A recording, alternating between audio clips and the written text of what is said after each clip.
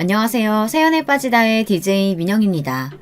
오늘 사연자님은 80일 될 때까지 산전수전 다 겪으며 살았으니 더는 사람 때문에 마음고생할 일은 없겠지 싶었는데 마지막까지 믿었던 가족에게 상처를 받고 말았다네요. 과연 어떤 사연인지 들어보시겠습니다. 오늘도 두 가지 사연 준비되어 있는데요. 끝까지 들어주실 거죠? 그럼 오늘의 사연 바로 시작할게요. 안녕하세요. 저는 곧 팔순을 앞두고 있는 할머니입니다. 제가 곧 팔순이라고 하면 젊은 사람들은 다들 입을 해 벌리고 놀라더군요. 다들 말로는 나이에 비해 젊어 보인다고들 하지만 그 눈을 보면 무슨 나이를 그렇게 많이 먹었나 신기해하는 눈빛들이에요. 맞아요. 제가 생각해도 언제 이렇게 나이를 먹었나 모르겠습니다. 마음만은 아직도 첫 아이를 낳던 뜨거운 여름날 그대로인 것 같은데 말이죠. 사실 제가 큰아들을 낳았던 날을 잊을 수가 없는 게 그날 이후로 제 인생이 말도 안 되게 흘러갔어요. 사실 저는 어려서부터 시집 올 때까지 돈 걱정은 한 번도 한 적이 없이 편하게만 살았어요.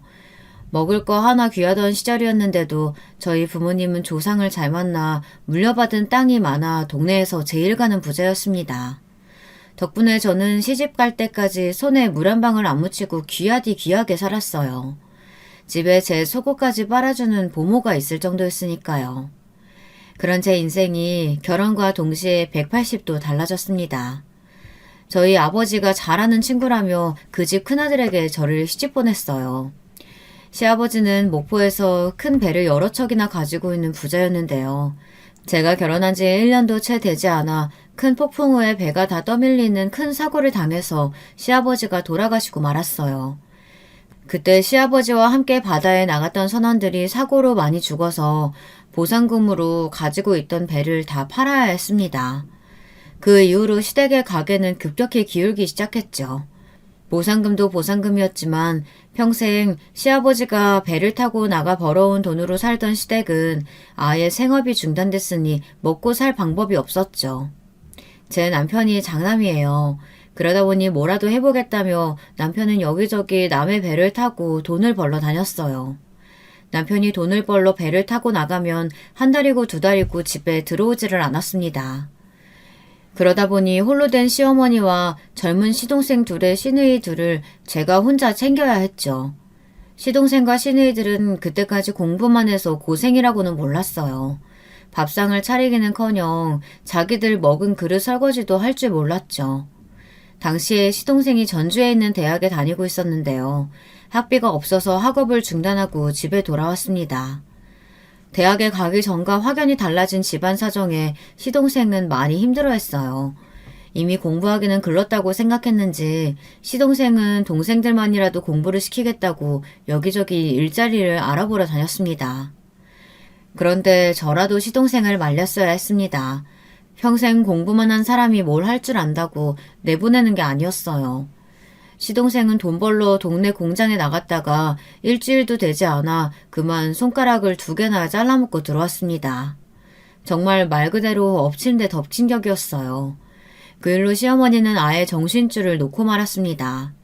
하루아침에 남편을 잃고 멀쩡한 장남도 배 태워 내보내고 똑똑한 차남까지 그렇게 돼버렸으니 그럴만했죠.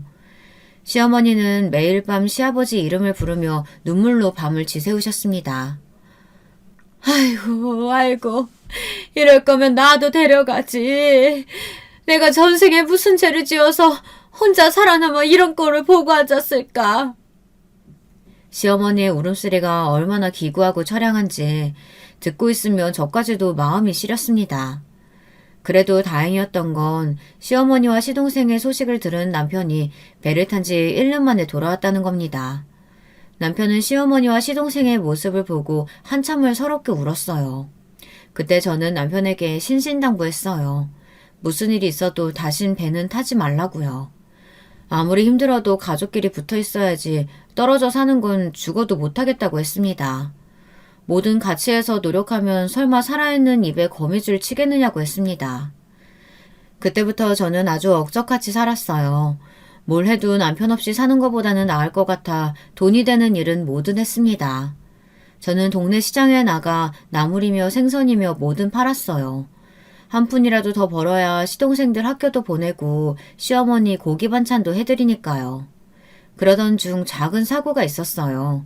남편이 동네 아저씨들을 따라 일하러 나갔다가 다친 거예요. 다행히 심각한 사고는 아니었지만 다리를 다쳐 한 달 정도는 일을 못 나가게 됐죠.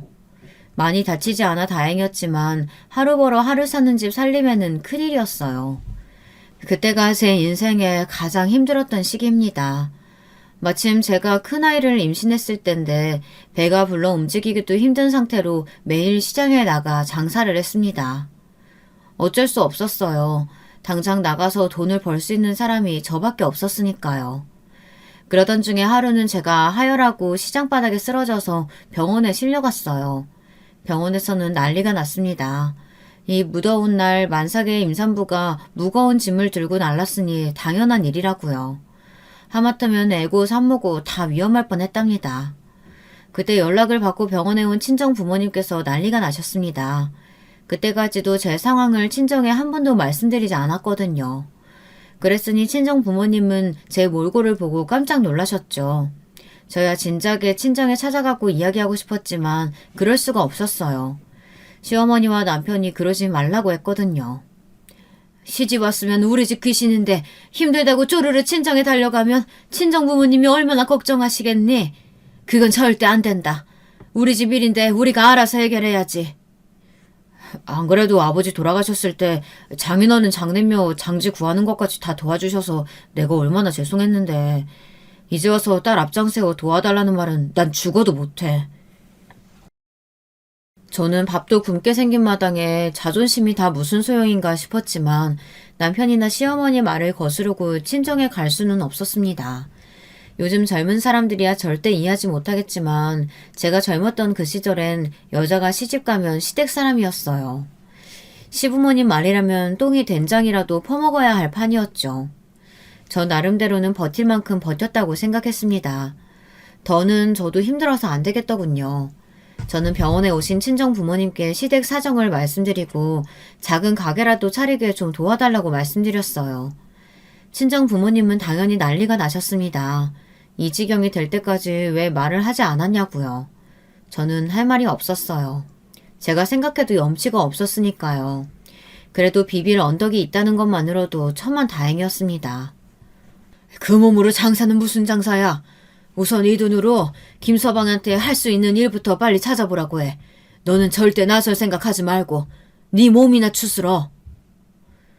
친정아버지는 곧바로 은행에 가서 현금으로 1,000만 원을 찾아 제게 딱하니 주셨어요.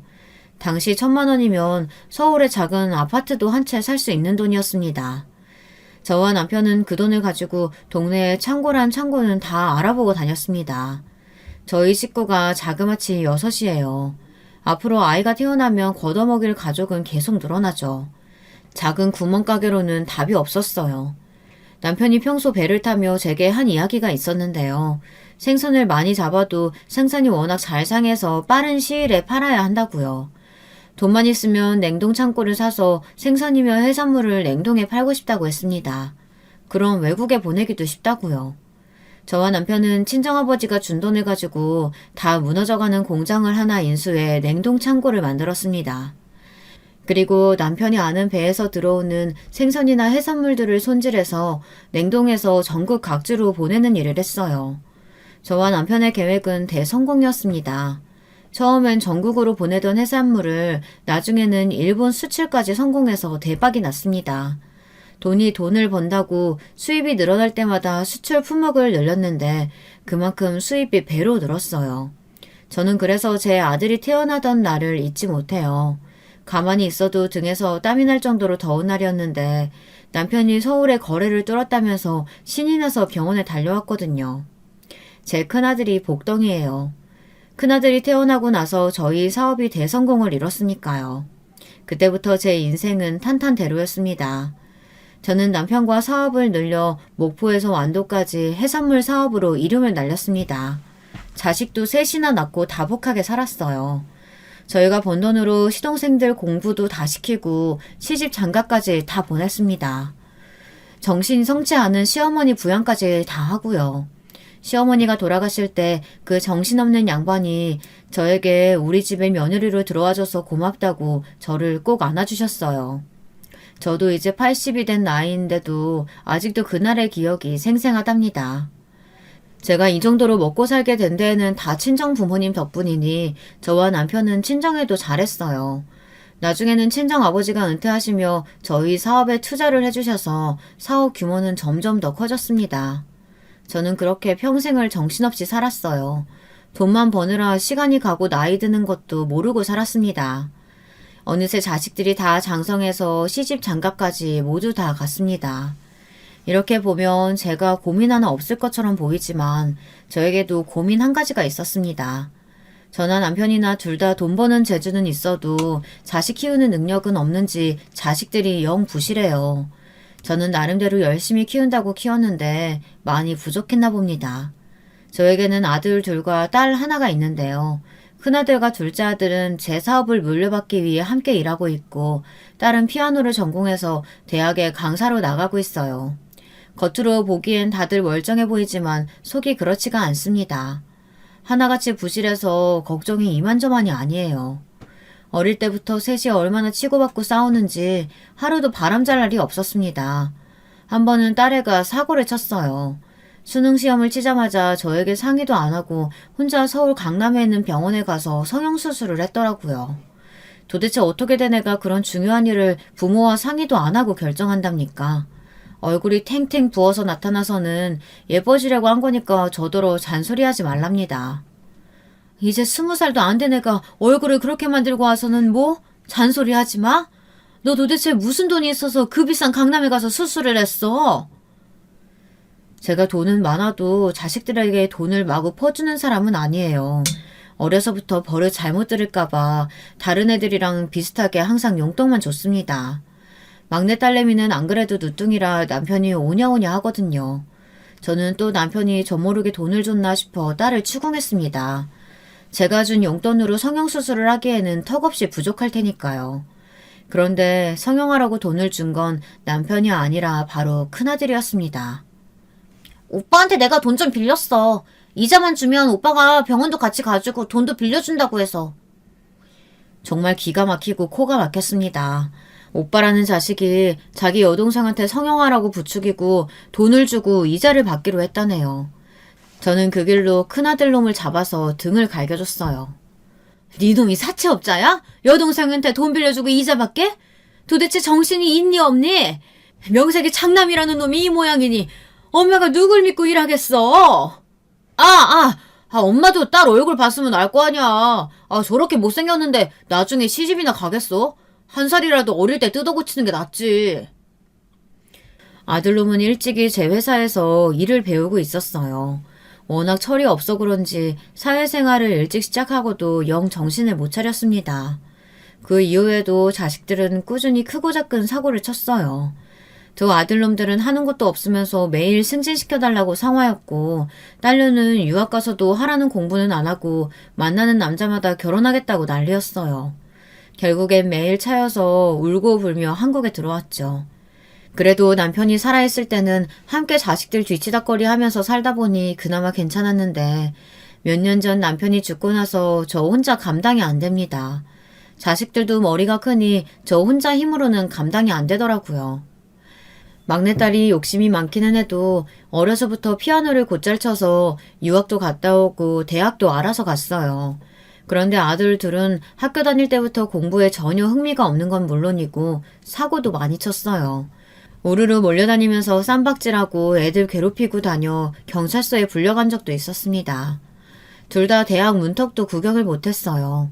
제 아들들이지만 부모 돈으로 철없이 호의호식하는 놈들이에요. 그래도 여자를 만나면 좀 나을까 싶어 일찍이 여기저기 괜찮은 집안의 참한 여식들하고 중매도 보게 했는데요. 다 잘 안 됐습니다. 뻔하죠. 볼 거라고는 부모 돈밖에 없는 날라리들을 누가 좋다고 하겠어요. 그러던 중 다행히 둘째 아들이 30 넘기 전에 참한 여자친구를 데려왔어요. 여자친구가 학원에서 애들 주산을 가르친다는데 생긴 것도 참하고 말도 예쁘게 하더라고요. 지금은 죽은 제 남편에게도 얼마나 살뜰하게 잘했는지 남편이 특히나 작은 며느리를 아주 예뻐했어요.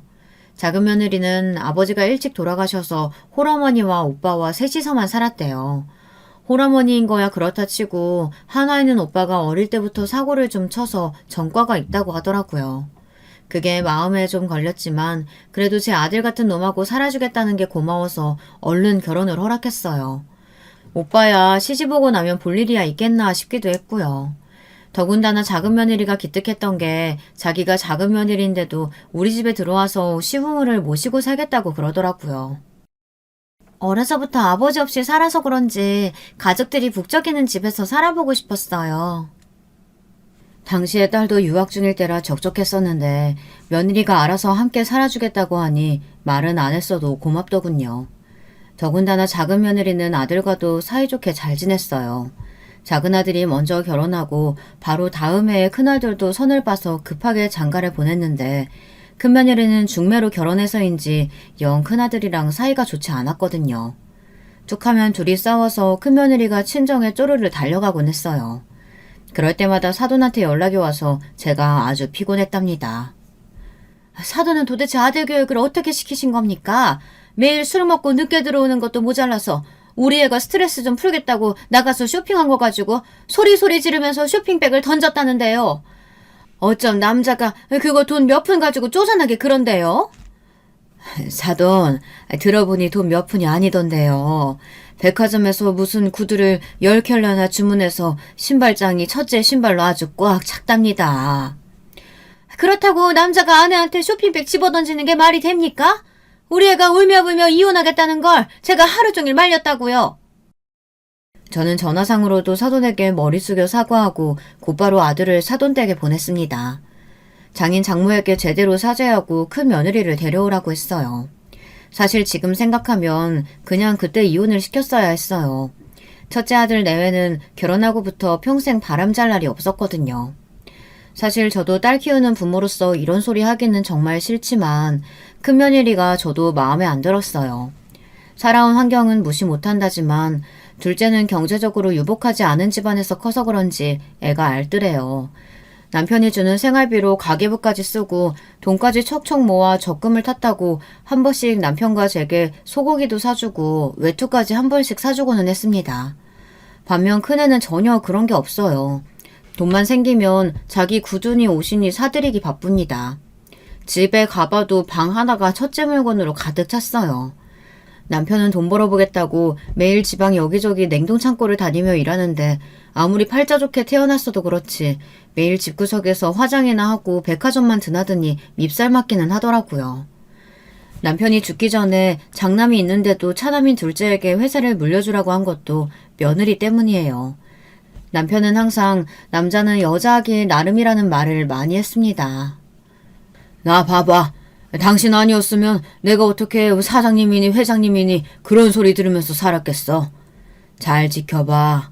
우리 작은 며느리가 아마 당신만큼은 못해도 우리 작은 아들 놈 내조는 아주 기가 막히게 할 테니까. 남편은 둘째 며느리라면 자다가도 일어나 칭찬하기 바빴어요. 사실 남편 말이 맞아요. 제 아들놈이지만 작은 아들놈은 나이가 들어도 영 답답하고 아주 속이 터지는데 그런 놈을 둘째 며느리는 항상 받아주며 내조를 잘했거든요. 그런데 그런 작은 며느리가 웬일로 작은 아들과 언성을 높이는 일이 있었어요. 결혼하고 몇 년 동안 그런 일이 없었는데 하필이면 명절날 온 식구가 다 모여있는데 방 안에서 소란스럽더라고요. 저는 무슨 일인가 했습니다. 이야기를 들어보니 작은 며느리가 아들 모르게 돈을 좀 빼돌렸나 봐요. 아들이 생활비로 주는 돈에서 일부 적금을 들고 있는 줄 알았는데 그 적금 중 일부가 알고 보니 며느리가 오빠에게 보내고 있었더라고요. 그 일로 아들과 티격태격 했는지 아들이 저에게 하소연을 했습니다. 계속 몰랐으면 어쩔 뻔했어요.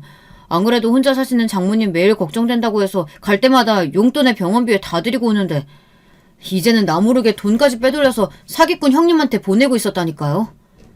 당신 말대로 사기꾼이라 전과가 있어서 어디 제대로 취직도 못하고 사람 구실도 못하고 샀는데 그럼 어떡해. 나라도 도와줘야지.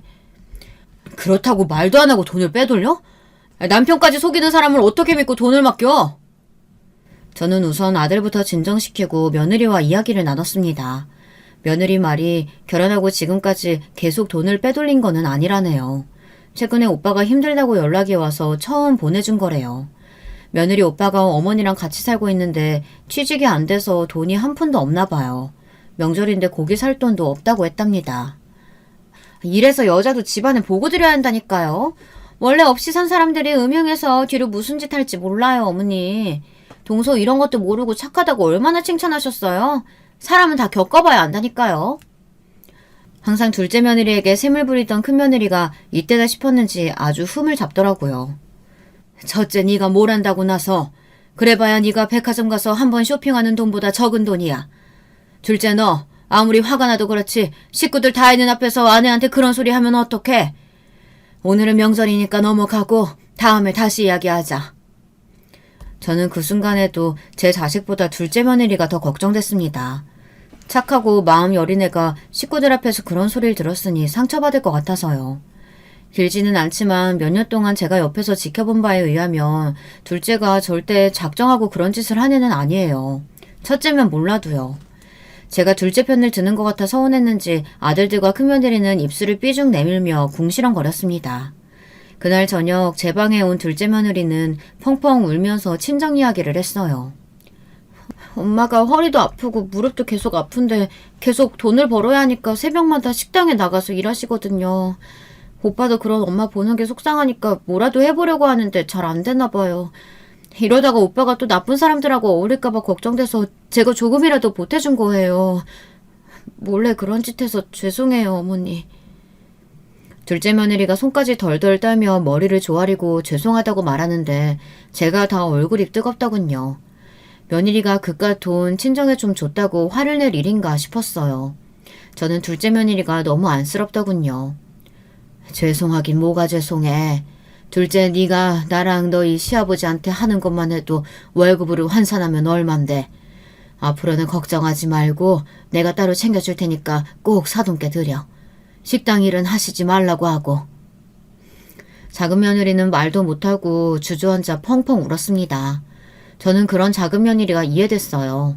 본인이야 결혼해서 돈 걱정 없이 살고 있지만 친정엄마랑 오빠가 아직 자리를 못 잡고 힘들게 살고 있으니 마음이 불편할 게 당연했죠.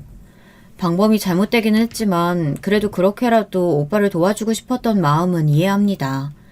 저는 그때 일로 며느리가 안쓰러워 아예 작은 며느리 친정에 돈을 조금 줬습니다. 예전에 저희 친정아버지가 제게 해주신 것처럼요. 큰 돈은 아니지만 그래도 작은 가게라도 할 정도는 돼요. 생각 없는 작은 아들은 왜 그렇게까지 해주냐고 난리를 쳤지만 저는 그런 소리 해대는 아들을 나무랐어요. 이 멍청한 놈아. 사기꾼이라도 너한테는 형님인데 집안의 큰아들이 그래도 먹고 살아야 사돈도 부양을 할 거 아니야. 네 아내가 언제까지 사돈 걱정하게 할 거야? 네가 사위면 너도 신경 써야지. 저는 이래저래 작은 며느리를 생각해서 도와준 겁니다.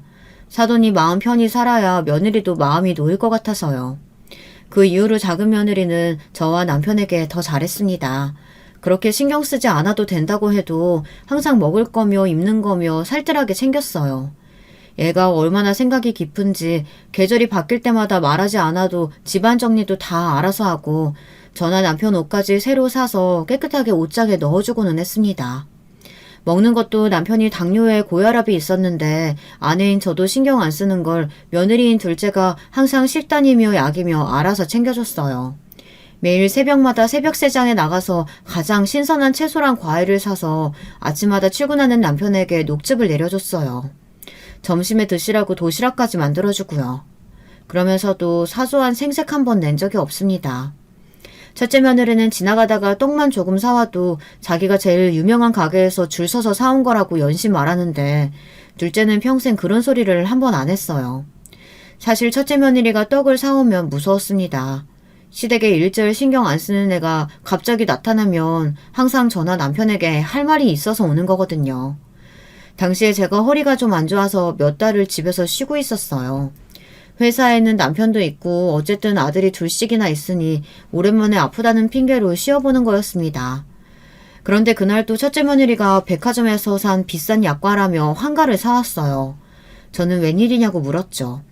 그러자 첫째가 저한테 허리는 괜찮으시냐고 안부도 안 묻고 곧장 자리에 앉자마자 한다는 소리가 기가 막혔습니다. 어머니, 시내에 있던 상가 건물 허문 거 보셨어요? 저랑 그이가 몇 년 전부터 그 자리를 계속 보고 있었는데 마침 그 자리가 떡하니 부동산에 나왔더라고요. 그 자리 고급스럽게 백화점 하나 지으면 정말 좋을 것 같은데 어머님이 투자 좀 해주시면 안 돼요? 제가 다 안 듣는 것 같아도 며느리나 아들들이 하는 이야기는 항상 귀를 쫑긋하고 듣고 있어요. 이 자식들이 언제 또 헛소리 할지 모르니까요. 그런데 역시나 제 예상대로 큰며느리가 또 말도 안 되는 소리를 하더군요. 얼마 전부터 신화에 백화점 하나 지으면 잘 될 것 같다고 그렇게 노래를 부르더니 결국은 자기가 하고 싶다는 소리였어요. 당시에 저랑 남편이 슬슬 해산물 수출일은 아들들에 맡기고 노후 준비를 위해 투자를 생각하고 있었는데요. 건물이나 땅을 사려고 알아보고 있었죠. 그런 저희 생각을 알고 있던 큰며느리는 여우같이 때를 맞춰 백화점 이야기를 꺼낸 겁니다. 저는 큰며느리 하는 꼴이 얄미워서 단번에 싹 잘랐어요. 일부러 며느리가 들고 온 한과를 발로 차며 소리쳤습니다.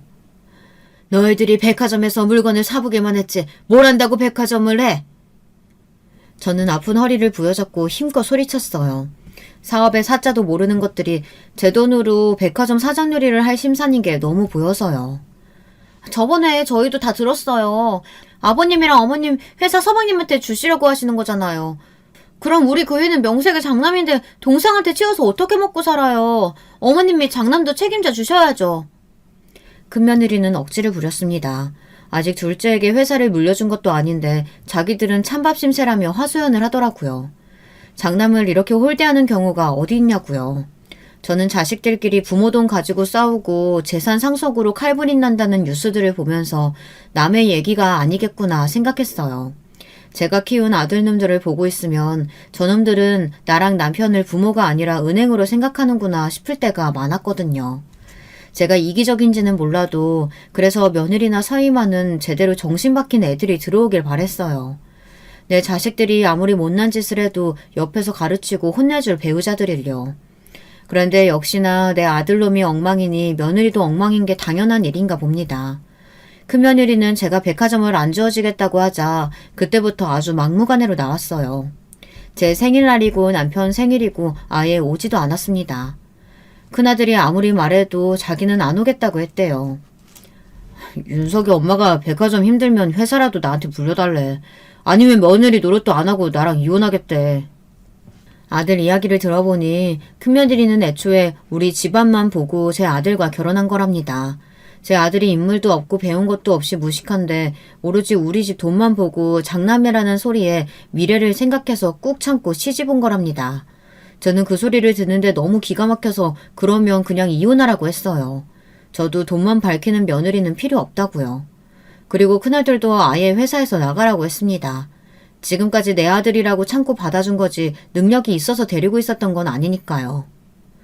나도 너처럼 능력 없고 집안 검사도 제대로 못하는 놈 필요 없어. 나가서 이혼하든지 말든지 네 알아서 해. 처음 결혼했을 때부터 지금까지 큰며느리 입에서 이혼 이야기가 나온 게 한두 번이 아니에요.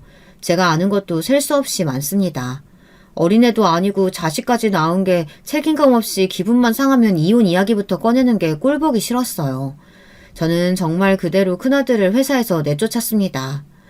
그로부터 얼마 뒤 정신을 차렸는지 큰며느리가 집에 저를 찾아왔어요. 그러더니 어울리지 않게 무릎을 꿇고 눈물을 쏟더군요. 저는 눈도 깜빡이질 않았어요. 아무리 기분이 상하고 화가 나도 그렇지 며느리가 어떻게 시부모가 돈 좀 안 준다고 시어머니 생신이며 시아버지 생신에 얼굴을 안 비치고 당당하게 이혼하겠다고 떠든답니까? 저는 절대 쉽게 넘어가줄 생각이 없었어요. 어머니 죄송해요. 어머니도 자식 키워보셨으니까 아시잖아요. 동서는 딸만 줄줄이 낳고 아들은 제가 낳았는데도 매일 동서만 이뻐하시고 회사까지 서방님한테 물려준다고 하니까 제가 잠시 머리가 어떻게 됐었나 봐요. 우리 윤석이 생각해서라도 한 번만 봐주세요. 며느리는 손주 녀석을 내세우면서 저더러 한 번만 봐달랍니다. 아직 학교도 안 들어간 애를 이혼 가정에서 크게 할 수 있냐고요. 저는 기가 막혀서 말문이 다 막혔습니다. 이혼 이야기는 자기 입에서 나온 소리면서 마치 제가 이혼하라고 부추긴 것처럼 굴더군요. 그네, 너 한 번만 더 이혼 소리 했다가는 그때는 내가 법원 가서 이혼시킬 거니까 그런 줄 알아. 그리고 내 앞에서 백화점이니 건물이니 하는 소리도 했다간 앞으로 너나 윤석이 아빠나 얄짤 없는 줄 알아라. 저도 돈 좀 있다고 돈으로 자식을 좌지우지하는 거 정말 하기 싫었습니다. 그런데 어쩌겠어요. 이에는 이, 눈에는 눈이죠. 개념 없는 자식들 정신 차리게 하는 데는 돈보다 나은 게 없었습니다.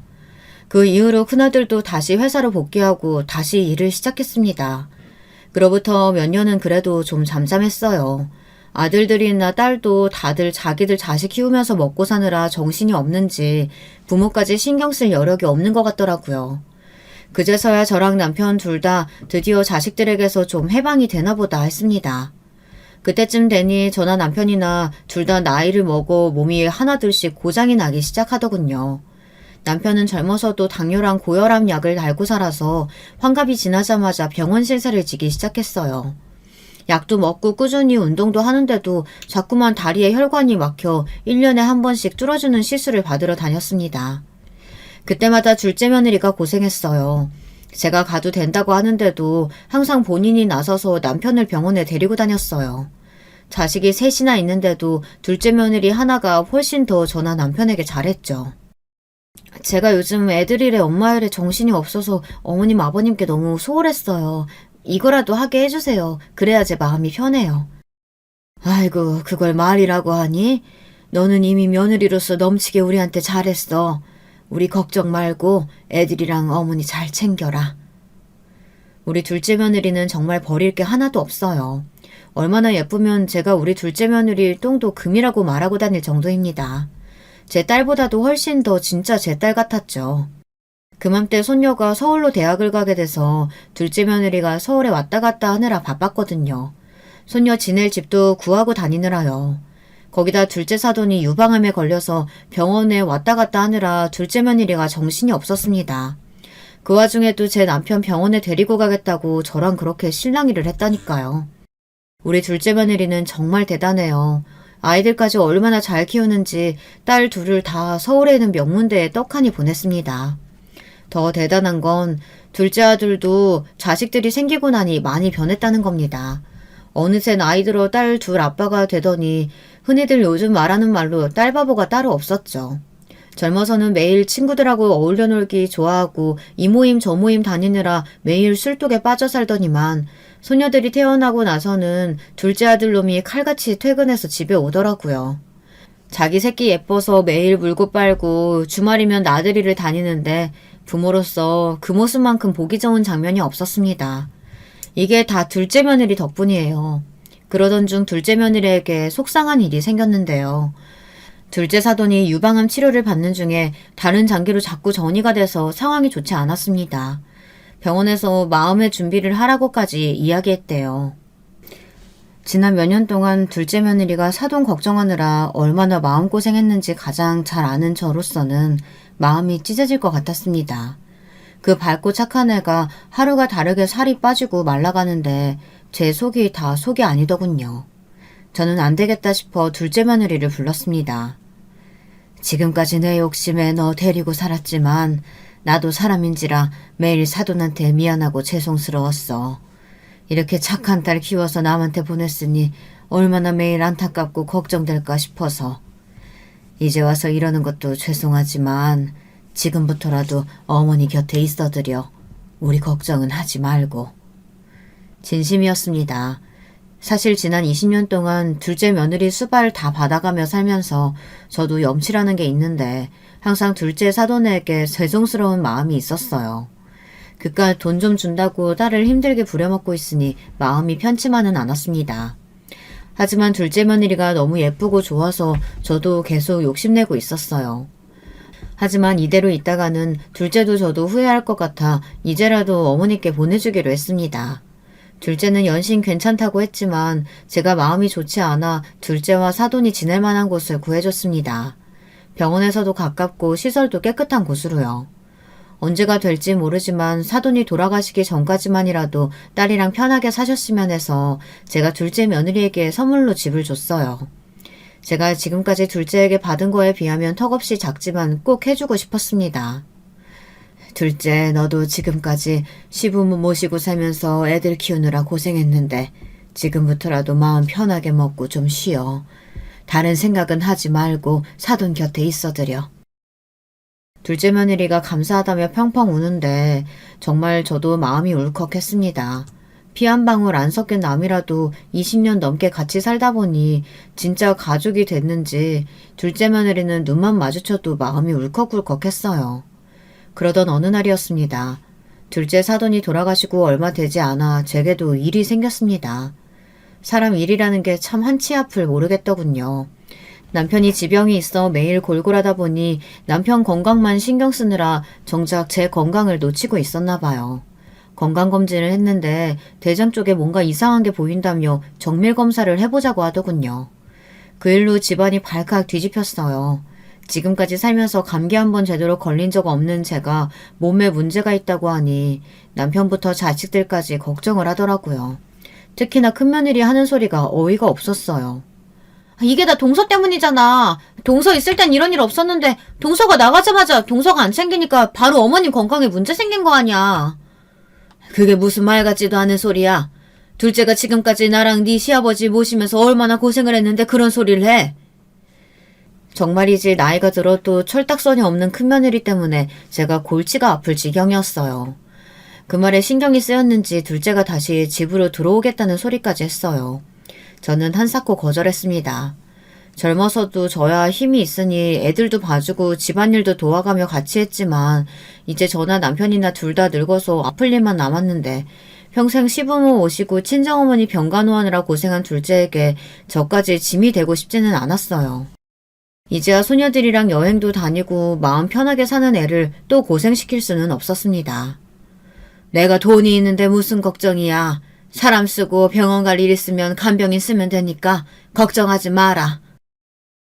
저는 큰며느리에게 괜한 소리 하지 말라고 신신당부를 했어요. 그런데 조직검사 결과가 좋지 않았습니다. 제가 대장암 판정을 받았어요. 그 이후로 저는 항암을 받고 방사선 치료받느라 하루하루 쇠약해졌습니다.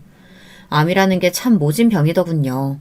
계속 암 환자라는 꼬리표를 달고 사느라 아무것도 못하고 병원에만 매일 드나들면서 간신히 생명을 연장하면서 사는 거였어요. 저는 5년이 넘게 투병했습니다. 좀 좋아졌다 싶으면 전이가 돼서 또 수술하고 그러다가 또 안 좋아지면 항암하고 매일 병원에 살다시피 했어요. 그러던 중에 남편이 먼저 하늘나라로 가버렸습니다. 그때는 정말 너무 절망스러웠어요. 평생 돈만 버느라 둘이 아등바등 살아서 이제는 좀 마음 편히 살자 싶었는데 제가 암에 걸리는 바람에 남편이 제 병간호만 하다가 당뇨 합병증으로 저보다 먼저 가버렸어요. 이 현실이 믿기지 않아 저는 매일 눈물로 지새웠습니다. 밥도 먹고 싶지 않고 아예 살고 싶지도 않았어요. 건물이 몇 채씩 있고 동네에 웬만한 땅이 다 제 땅이면 뭐 하겠어요. 언제 죽을지도 모르는 팔자인걸요. 그런데 그때 믿기지 않은 일이 벌어졌습니다. 큰며느리가 어느 날 갑자기 제가 사는 집으로 이사를 들어왔어요. 작은 며느리도 아니고 큰애가 말이죠.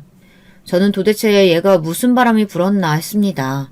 그런데 큰며느리와 큰아들이 제 손을 꼭 잡고 안아주더군요. 지금까지 저희가 너무 철이 없었어요. 큰며느리인 제가 진작에 어머님이랑 아버님 돌봤어야 하는데 동서한테만 다 떠넘기고 모른 척해서 죄송해요. 이제라도 제가 정말 잘못일게요.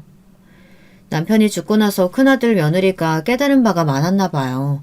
나이 들어서 매일 아파도 언제나 꼿꼿할 줄 알았던 아버지가 한순간에 사라져버리니 많이 힘들었다고 하며 제 앞에서 펑펑 울더군요. 그러더니 앞으로 저에게 잘하겠다고 했어요. 저는 마음이 이상했습니다. 저도 늙었지만 얼굴에 주름이 자글자글해진 아들 며느리가 저를 안아주며 우는데 이 애들도 부모가 죽어가니 철이 드나보다 싶어서요. 저는 그래서 반신반의했습니다. 아무리 그래도 사람이 그렇게 한순간에 달라질까 싶었습니다. 그런데 예상외로 큰며느리와 큰아들이 회사 일도 열심히 하며 저를 살뜰히 챙겼어요. 제가 병원에 가는 날이면 큰며느리가 항상 데리고 가줬고요. 심지어 항암받으러 입원했을 때도 제가 간병인 쓰면 된다고 하는데 굳이 큰며느리가 간병하겠다며 같이 병원에 들어왔습니다. 곱게만 자란 큰며느리가 그 좁은 병실에서 먹고 자기 힘들었을 텐데 한 번을 군소리도 안 하고 살뜰히 저를 챙기더군요. 몸은 아프고 힘들어도 자식들 덕분에 힘이 났습니다. 거기다 큰아들도 달라져서 일을 열심히 했어요. 몇십 년 동안 그렇게 일을 열심히 하는 걸 본 적이 없는데 웬일로 실적을 내서 지난 분기보다 매출을 많이 끌어올렸다고 하더라고요. 회사 임원들도 신기해할 정도였죠. 남편이 죽기 전에 사실 회사를 둘째에게 넘기겠다고 했어요. 워낙 둘째 며느리를 예뻐했으니까요. 당연한 결과였지만 아직 임원회의에서 통과가 되지 않아 보류 상태였습니다. 거기다가 남편이 죽고 난 이후 큰아들이 저렇게 변했으니 저도 고민이 되더라고요. 정말 큰아들이 정신을 차린 건가 싶어서요. 그로부터 얼마 뒤 저희 집안에 폭풍우가 몰아쳤습니다. 상상도 할 수 없는 일이 벌어졌어요. 그날도 제가 병원에서 퇴원하고 집에 돌아왔다고 작은 며느리랑 작은 아들이 몸보심 좀 하라고 삼계탕을 다 끓여왔더라고요. 작은 아들 내외랑 밥을 먹고 있는데 현관문을 쾅 세게 박자고 큰 며느리가 씩씩거리며 집에 들어왔더군요.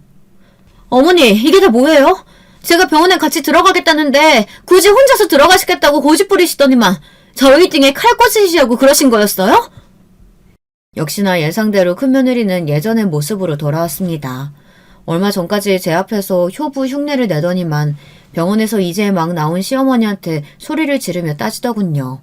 이제야 아주 본색을 드러냈어요. 이제 병원에서 나온 사람한테 소리를 고래고래 지르고 내가 뭘 어쨌다고 이래? 저희더러 집에서 나가라고 문자 한 통 덜렁 보내셨길래 무슨 일인가 했더니만 부동산에 저희 살던 아파트까지 다 내놓으셨다면서요. 거기다가 저희랑 상의 한마디 없이 벌써 회사도 서방님한테 다 넘기시고요. 이게 등에 칼 꽂는 거 아니면 뭐예요? 나는 원래 항상 선방을 날리는 편이라 어쩔 수 없었다. 잘못하다간 너희들이 내 등에 칼 꽂으려고 하는데 내가 가만히 있을 수가 있나? 그랬습니다. 제가 지금은 아무리 말기암 환자라고 해도 자그마치 100억 원대의 자산가예요. 제가 금수저를 물고 태어나 친정 부모님 도움받아 성공했다고 해도 몇십 년 동안 바닷바람 맞으며 사업한 사람입니다. 아무리 자식이고 며느리여도 사람을 그렇게 쉽게 믿지 않아요. 큰며느리는 뻔뻔하게 눈을 동그랗게 뜨고 잘못한 게 전혀 없다는 표정이었습니다. 저는 너무 가스로워서 제 핸드폰에 녹화한 영상을 보여줬습니다. 그 영상을 보자마자 둘째 아들 내외는 놀라서 손으로 입을 막았어요. 때는 저와 며느리가 함께 병원에 들어갔을 때예요. 저는 그때까지만 해도 진심으로 큰며느리에게 고마웠어요. 병원에서 생활하는 게 얼마나 힘든지를 잘 아는 저로서는 엄마도 아니고 시어머니 시중을 들겠다고 선뜻 먼저 함께 병원에 들어와 준 게 미안했죠. 더군다나 항암을 하면 몸에 힘이 쭉 빠지고 기운도 없어요. 속도 안 좋아서 밥도 잘 먹지를 못합니다. 옆에서 누가 음식 먹는 냄새만 맡아도 구역질이 올라오거든요. 저 때문에 며느리가 밥도 잘 못 먹고 계속 휴게실에 가서 혼자 밥을 먹었어요. 처음엔 저도 몸도 안 좋고 정신이 없어 정말로 몰랐는데 나중에는 며느리한테 미안하더군요. 저는 자다 일어나서 옆에 며느리가 없길래 커피라도 하나 사줄까 싶어 찾아 나갔습니다. 그런데 휴게실에서 며느리가 누구랑 통화하는지 깔깔 웃으며 아주 시끄럽게 통화를 하더군요. 그 소리가 얼마나 요란한지 휴게실 밖까지 다 들렸습니다. 내가 살다 할망구 때문에 병원에서 도시락을 다 사 먹고 있다. 아, 정말 좁아 터져서 너무 불편해. 거기다가 온통 다 늙고 아픈 사람들이라 냄새 때문에 구역질나 죽겠다니까. 순간 저더러 할망구라고 하는데 정말 온몸에 소름이 다 돋더군요. 물론 시어머니 좋아하는 며느리가 어디 있겠어요. 하지만 제가 병간호 해달라고 한 것도 아니고 본인이 자진해서 들어와 놓고 저런 소리를 하고 있으니 기분이 상하더군요. 저는 며느리가 또 무슨 소리를 할까 싶어 핸드폰부터 꺼내 영상을 찍었습니다. 나중에 큰며느리가 제 병간호를 했다고 식구들 앞에서 생색내면 보여줘야겠다 싶어서요. 그런데 그때 영상을 안 찍었으면 큰일 날 뻔했어요. 큰며느리의 만행을 보여줄 가장 큰 단서가 됐으니까요.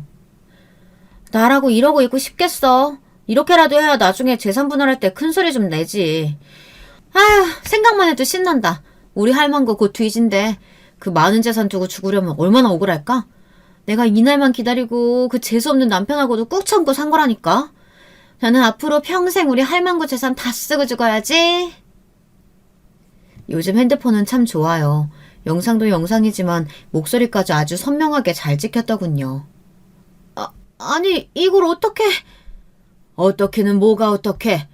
내가 너같이 이기적이고 너밖에 모르는 년이 갑자기 집에 들어와서 나 모시겠다고 하고 병원 따라 들어간다고 했을 때부터 이상하다 생각했어. 너같이 능구렁이 같은 년한테 내 한 푼이라도 넘겨줄 줄 알아? 회사든 집이든 한 푼도 안 넘겨줄 테니까 그런 줄 알고 당장 이 집에서 나가. 어머니 왜 이러세요? 이건 그냥 제가 친구랑 통화하면서 허세 좀 부린 거예요. 절대 제 진심 아니라고요. 금며느리는 가만 보면 참 대단해요. 제가 녹화한 영상을 보고도 자기 진심이 아니라면서 아주 딱 잡아떼더군요. 어머니, 한 번만 다시 생각해주세요. 윤석이 아범도 요즘 회사 일 엄청 열심히 하잖아요. 매출도 작년보다 훨씬 더 올랐다니까요. 저는 미워도 장남인 아들이 그렇게 노력하는데 제발 한 번만 봐주세요. 아주 무릎만 안 꿇었지 손을 싹싹 빌더군요. 그때였어요. 작은 아들이 참다 도저히 안 되겠는지 한마디 하더군요. 형이나 나나 독인객인이라 말 안 했는데 형수는 가만 보면 정말 염치가 없네요. 나도 더는 못 봐주겠어요. 형이 일하긴 뭘 해요.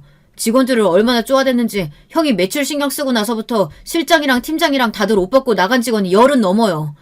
다 형 때문에 못 다니겠다고 나간 거라고요. 그랬습니다. 이놈이나 저놈이나 정말 답이 없었어요. 큰아들 놈이 제 앞에서 일 좀 하는 척 하려고 직원들을 아주 쥐잡듯이 잡았나 봐요. 최근에 그만둔 직원들이 엄청 많다더군요.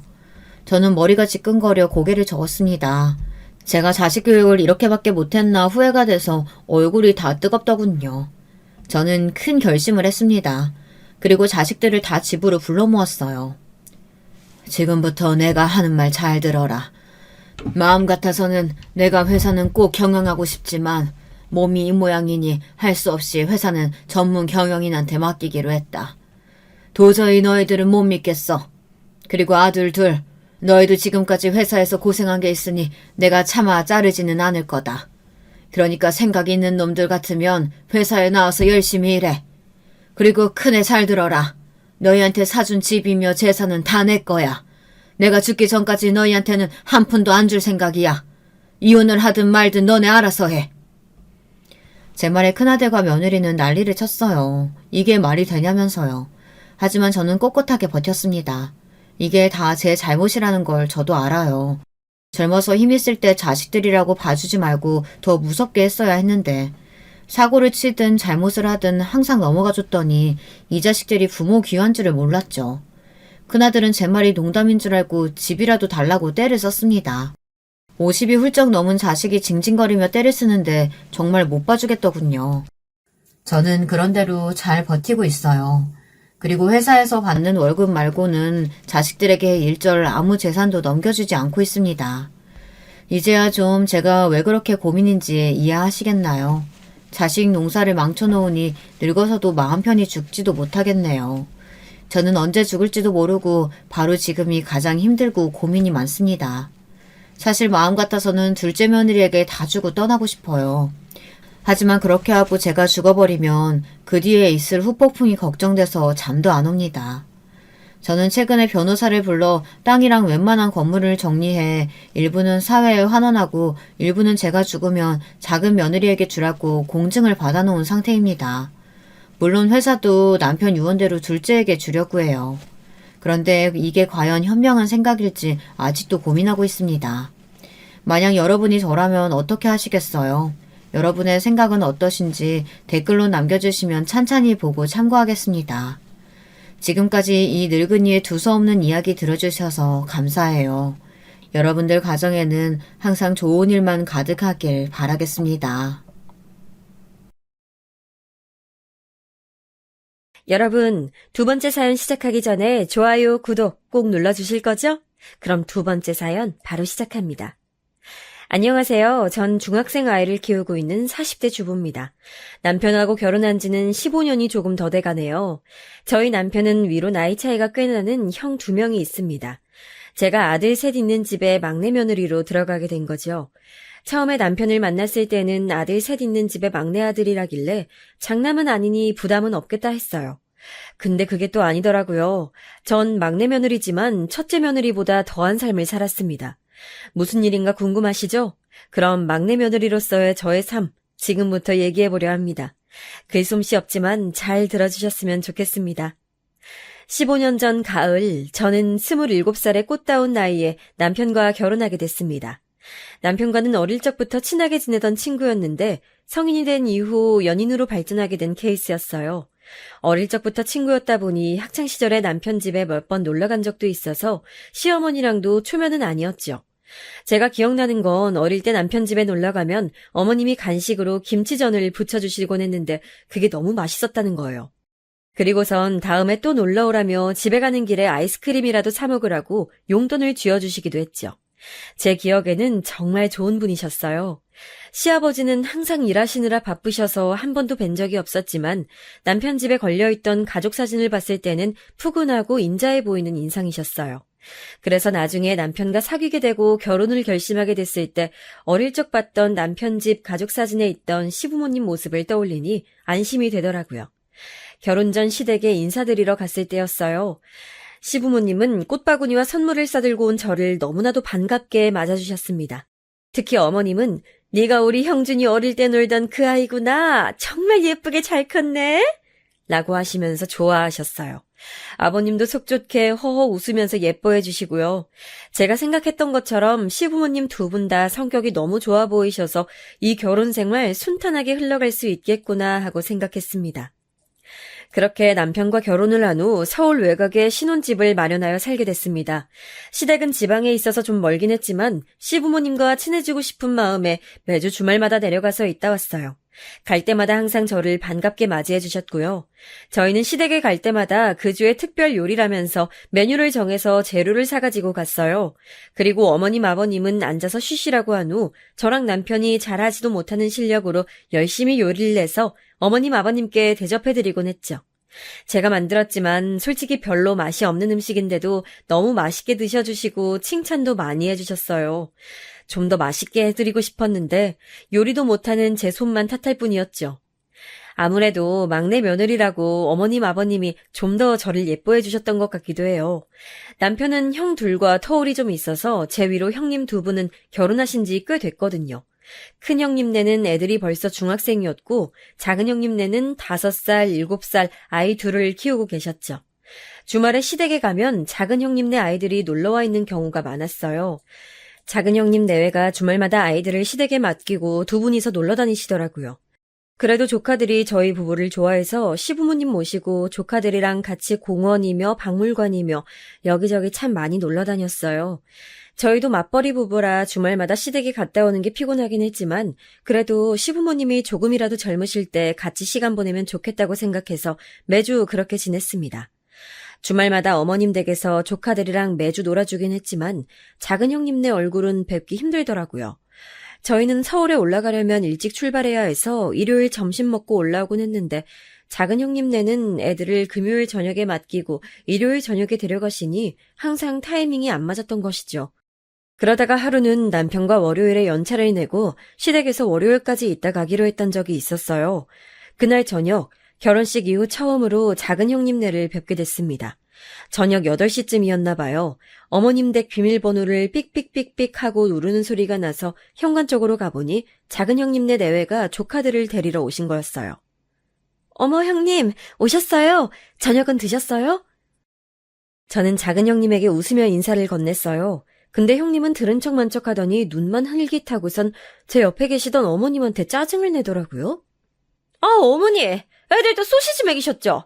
제가 그러지 마시라고 했잖아요. 이런 식품 자꾸 먹이지 마시라고요. 아, 어머니가 이러시면 제가 어떻게 마음 놓고 애들을 맡겨요? 아유, 예은 엄마, 미안해. 애들이 용 다른 반찬은 안 좋아해서. 안 그래도 애들 먹이려고 나물이며 잡채며 이것저것 해놨는데 한 젓가락 먹더니 안 먹더라고. 다음엔 다른 반찬 다시 만들어 볼게. 걱정하지 말고 어여 가, 얼른. 어머님은 미안해하는 얼굴로 조카들을 형님한테로 떠미시더니 늦었으니 얼른 가라며 손을 흔드셨습니다. 작은 형님은 결혼식 때 간단하게 인사만 하고 그 이후로 오늘 처음 뵀는데 생각보다 쌀쌀 맞으시더라고요. 형님이 저렇게 쌀쌀 맞게 하는데도 옆에 있던 아주버님은 신경 쓰는 기색 없이 애들만 데리고 휙 가버렸어요. 솔직히 보는 제가 다 민망하더라고요. 현관문이 닫힌 후 어머님 얼굴을 보니 왠지 씁쓸한 표정이셨어요. 전 어머님이 신경 쓰여 말을 걸었어요. 그런데 형님네는 오셔서 식사도 안 하고 그냥 가시나 봐요. 저녁이라도 드시고 가면 좋을 텐데. 쟤는 원래 저래. 내일 출근해야 돼서 바쁘다고 저러는 거지 뭐. 신경 쓸 거 없다, 아가야. 아유, 참.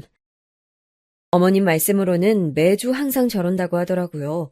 주말마다 부부가 어딜 그렇게 둘이서만 돌아다니는지 애들은 어머님한테 덜렁 맡겨두고 고마워할 줄도 모르는 사람들이었어요. 저 같으면 바빠서 식사할 시간이 안 되면 적어도 애들 봐주셔서 감사한 마음에 과일이라도 사들고 올 것 같은데 여태까지 어머님이 주말마다 애들 봐주신 게 3년 동안 단 한 번도 손에 뭘 들고 온 적이 없었다고 하네요. 그리고 남편에게 얘기를 들어보니 형님은 또 어찌나 까다로운지 애들 맡기는 입장이면서도 먹는 거 입히는 거 하나하나 어머님한테 잔소리하고 순하신 우리 어머님은 거기에 또 말대꾸도 못하고 그래 내가 미안하다 하면서 살았다네요. 우리 어머님이 사실 허리도 안 좋으시고 선천적으로 몸이 약하신 편이라 평일엔 거의 누워 계시거든요. 조카들 오는 주말에만 기운내서 애들이랑 놀아주는 건데 정말 너무하다는 생각이 들었어요. 그러고 나서 몇 주 후 결혼하고 첫 명절이었어요. 명절 전날 시댁에 내려와 보니 큰형님 댁가 와 계시더라고요.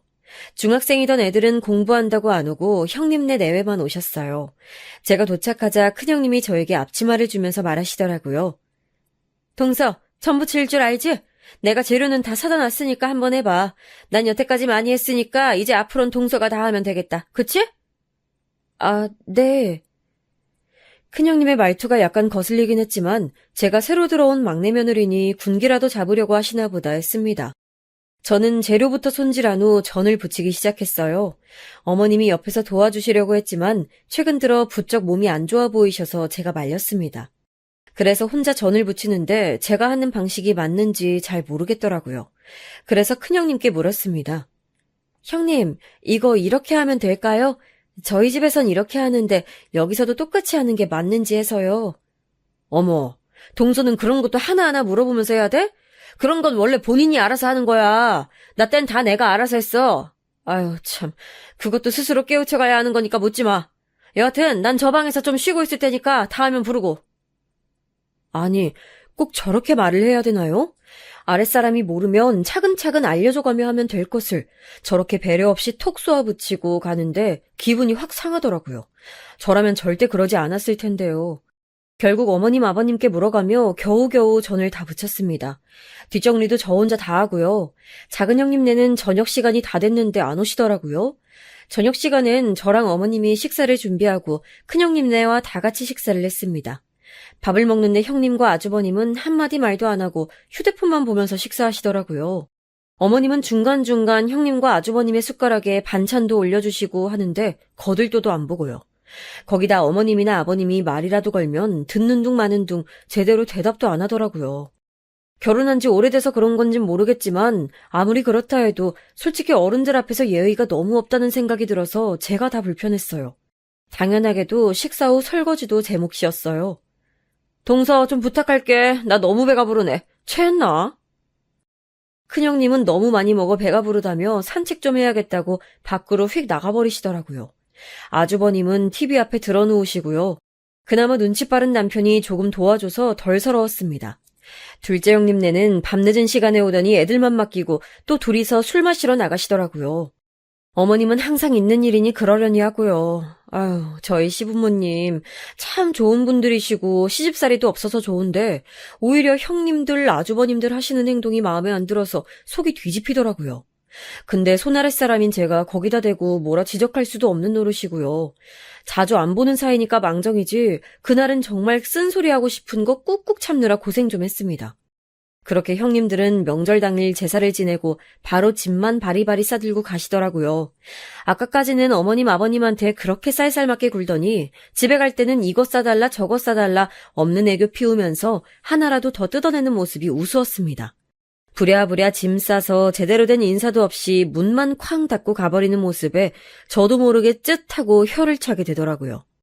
그 이후에도 계속 비슷했어요. 처음처럼 매주 시댁에 내려가진 못했지만 못해도 2주에 한 번씩은 내려가려고 노력했어요. 형님들은 명절 때 빼면 코빼기도 안 보이는 것도 역시 똑같았고요.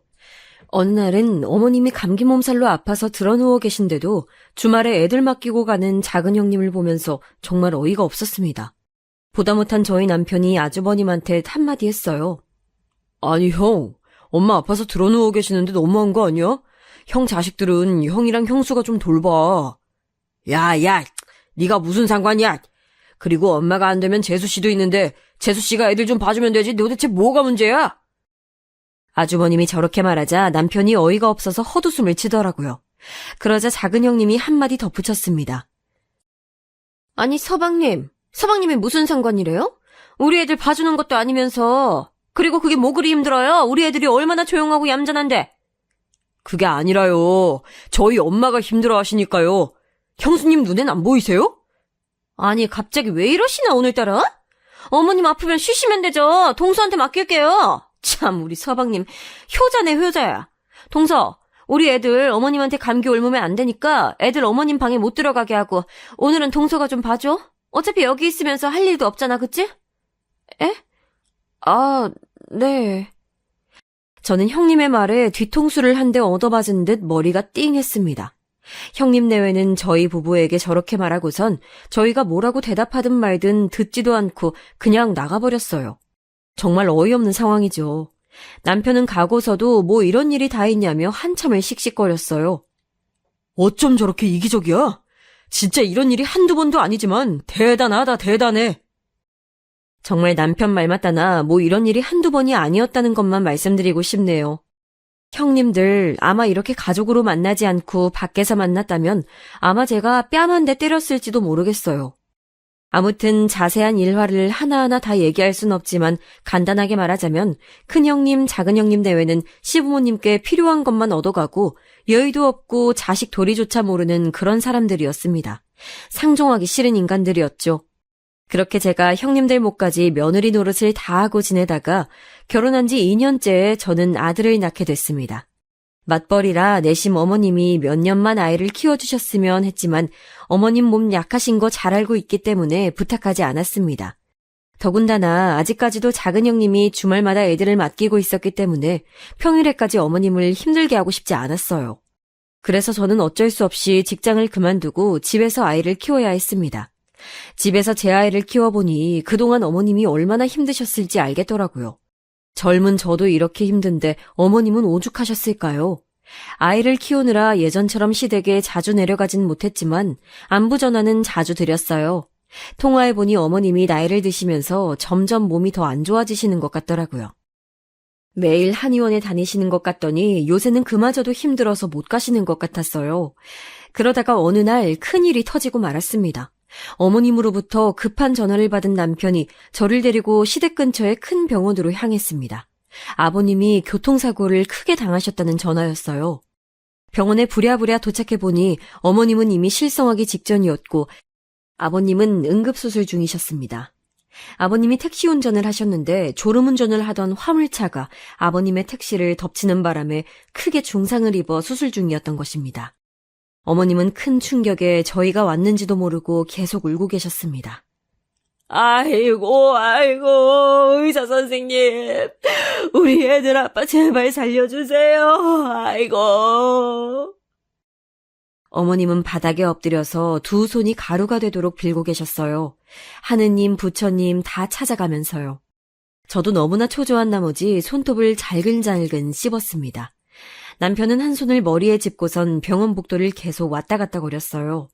남편은 근처에 살면서도 오지 않는 아주버님들한테 몇 번이고 계속 전화를 했지만 받지를 않는 것 같더라고요.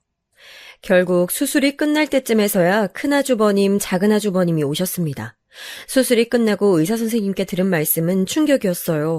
사고가 너무 심했던 나머지 다리가 거의 으깨지다시피 해서 겨우겨우 수술로 연결은 해놓았지만 앞으로 한쪽 다리를 못 쓸 거라고요. 그리고 그 외에도 손상이 간 부위가 너무 많아서 앞으로 몇 년간은 요양과 재활에만 집중해야 한다고 하더라고요. 어머님은 그대로 혼절하셨습니다. 근처에 있던 의료진들이 어머님을 이동식 침대에 눕혀 데려가는 동안 남편은 화를 참지 못하고 주먹으로 한쪽 벽을 내리쳤습니다. 그러고선 아이처럼 소리내어 울더라고요. 아주버님들은 옆에서 한숨만 푹푹 쉴 뿐이었습니다. 앞으로 어떻게 해야 할지 정말 한치 앞이 깜깜했어요. 그 이후 아버님의 오랜 입원 치료가 끝난 후 드디어 집에 오시게 됐습니다. 하지만 아버님이 거동이 불편하시다 보니 침대에만 누워서 생활하셔야 했는데 안 그래도 몸이 안 좋으신 어머님이 아버님의 병수발을 다 드느라고 엄청 고생이셨어요. 형님들은 시댁이랑 가까운 데 살면서도 한 번을 도와주러 오질 않더라고요. 전 아이만 아니었으면 가고 싶었는데 아이가 아직 어리다 보니 평일에 남편 없이 먼 길을 혼자 가기는 쉽지 않았습니다. 어머님 죄송해요. 제가 가서 도와드려야 하는데.